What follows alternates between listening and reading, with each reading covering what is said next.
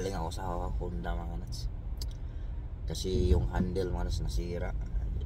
Nasubraan ng ano ba, nasubraan ng tawag dito ng hila ng aking anak. Kaya yung ano, handle ano mga na so, tanggal. So habang nag-aantay ako ng ano, tawag dito ng aking sasakyan na matapos, may nag-flash report doon sa ano kasi may TV yung ano yun sa Honda. May tawag dito, may flash news plus. Ngayon may natagpuang patay sa Bathurst and Wilson, yung sa Little Manila. Hindi ko alam kung gusto ko sana pupuntahan kaso nga lang may pipick upin ko muna yung yung aking anak. So maya pa ako makakadaan doon sa Wilson. So nandito ako ngayon sa Dufferin and Wilson. Ayan mga anak, ayan Wilson tapos and Dufferin. Ayan ang Dufferin mga anak. Ayan ang Dufferin. Malapit na lang yan dyan kaso nga lang 100% ako na budol. Ayun traffic nga buhol-buhol ang traffic ngayon dyan dahil ganun dito yung standard mga nats pag may mga aksidente involved ng yung mga patay mga nats. Secure yung mga nats, matindi yan securement. It takes how many hours bago yan titingnan nila yung alam mo na yung investigation mga nuts. Matindi rito yung investigation Wala mga nuts pa talagang covered yan. Lahat ng mga CCTV na close that area tawag dito monitor nila yan or i-check up nila yan mga nuts. Ganun kalupit dito pagdating sa murder case. Talagang yan mga nuts, inaasikaso talaga yan dito.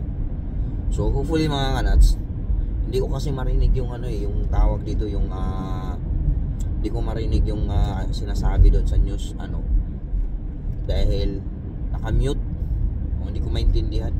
So sakto-sakto yun na sakto-sakto yung pagdating ko nag-flash report. So siguro nangyari yun mga 6 o'clock siguro yun nangyari na nakita yung yung katawan. At ang mga kanats, may injured daw, suspicious ang tawag dito yung pagkamatay. So sana mga kanats na kasi nasa Little Manila, hopefully hindi Pilipino mga kanats yung ang tawag dito yung namatay. Nakakaawa naman kung kababayan natin at alamin natin kung anong pangyayari na injured ba or biktima ng shootout o biktima ng kaya hindi ko pa masabi ngayon. So ang pipikapin ko muna yung aking anak at maya dadaan ako doon mga nuts. So papakita ko sa inyo yung lugar na at i-research natin kung anong lahi or anong cause talaga para kasi concern ako dahil nangyari sa Little Manila which mataas ang community ng ng Pilipino. At doon sa pala mga doon sa Honda kanina, ang daming mga Pilipino nagpaayos. Halos lahat Pilipino nagpaayos doon. So alam mo gusto ko makapagpaano pero dito mga nasa kanang parang iba hindi kami nag-uusap, hindi parang nagkakayaan. Pero nung kumuha ko ng kape kumuha ko ng kape mga nuts, ang tawag dito mayroong yung katabi ko, hindi na ako katabi, sa close room kami. Sa close room 3 yung Pilipino nandoon, walang imikan. Talagang matigasan. So wala, hindi nag-iimik. Ganun naman talaga mga nuts. So parang na kasi rito ang Toronto kasi parang alam mo na yung ang tawag dito kahit na kababayan mo no, ano parang Manila or nasa Pilipinas ka, na pag hindi mo kakilala, huwag mo nang kausapin. O, pag hindi mo ano, di ba? Hindi na, wow. At kausapin mo, nga ganun. So, yun. Ang ginawa ko na lang, nagantay na lang ako, nagtulog-tulugan na lang ako kasi ako naman, madaldal pa naman akong tao. Alam mo yung pagpunting, kunting spot lang kunti. Kukwento, kabayan, ganun pa naman ako. Pero ngayon, disiplina ko sa sarili ko kasi nakakahiya naman na daldal ka ng daldal. Nakikipag-usap tayo, kakausapin. Diba, nakakahiya. So ayan, puntahan mo natin yung natin, i-update ko kayo mga nuts. Update ko kayo sa dahil very concerned lang talaga ako mga nuts. So, dahil hopefully hindi Pilipino. Okay, let's go. Ay mga kanats, ayun, magsisimba kami mga kanats. At yung mga kanats, yung kahapon na may nangyari sa tawag dito sa Little Manila. Hindi na ako nakadaan doon mga kanats kasi matraffic nga eh. So nanood ako ng balita. Mga kanats, hindi pa siya confirm kung anong lahi, hindi pa siya confirm na pero sinabi doon na may na-review na sila na yung konting clip sa malapit doon sa vicinity area. Mga nas nag-away daw o dalawang involved at ang edad in-estimate nila yung namatay nasa 51 years old. Sana hindi mga Pilipino nag-away mga kanats. Na makakalungkot naman na dadala pa rin natin ang pag-uugali dito na alam mo yung hindi natin alam kung pero hopefully na hindi kapwa natin Pilipino yung nag-away. Sana dahil walang saisa yun mga kanats, makikipag-away ka dito sa ibang bansa na kapwa Pilipino mo yung kalabanin. Napaka yun sa akin parang walang sense. Di ba, kahit na gaano ka kapikon o gaano isipin mo mga kanats kung ang tawag dito, bawat Pilipino kasi pumunta rito, mayroong pamilya yan na na ang tawag dito pinapadalhan o sinusuportahan. So isipin mo yun, kung pag-away ka sa kapwa Pilipino, para mo na rin tinanggalan ng ang mga pamilya na naiwan sa Pilipinas. So nakakalungkot kung kapwa Pilipino nag-aaway, di ba? Iwasan natin mga kahit na kahit na anong ugali pa yung mga yan. Pakumbaba na lang kasi pangit yun. Hindi yun na tawag dito ideal. Kaya nandito tayo sa ibang bansa dahil wala tayong opportunities makita dyan sa wala tayong meron naman opportunity din sa Pilipinas. Kaso nga lang, iba talaga pag nandito ka sa ibang bansa, lalo na sa Canada. Meron ka rin mahirap ang buhay nga rin dito, pero sipag at syaga at diskarte ang puunan mo dito. Tapos yung pasensya. Kung sana mga nuts na hindi So malalaman nila or sa Lunes pa siguro nila sasabihin yung kasi linggo ngayon mga nuts nangyari yun Sabado. So linggo ngayon. So sana hindi mga nuts. So ako malungkot kung sakali man kapwa Pilipino nag-aaway. Nakakalungkot yun.